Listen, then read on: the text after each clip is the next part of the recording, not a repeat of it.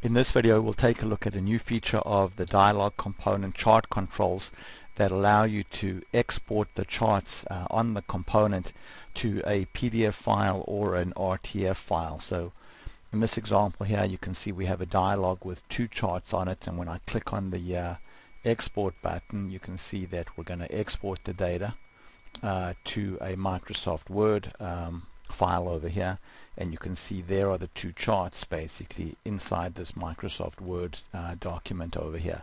So let's go now and take a look at how this was done. So let's go back now, and we'll switch back to design mode, and we can see we have a button there, and if we look at the code behind the button we can see that this button is calling a new method of the dialog object called export chart. So this method is documented inside the insert dialog method command here. So if I go export, I can see that the method is documented over here, and it takes a JavaScript object that defines the properties of the export that you would like to do. So if we look at the code here we can see that we're exporting two charts right now. So we pass in a JavaScript array with the IDs of the charts that we'd like to export. So there's chart C1 and C2. So you can export as many charts as you want, and each chart will be rendered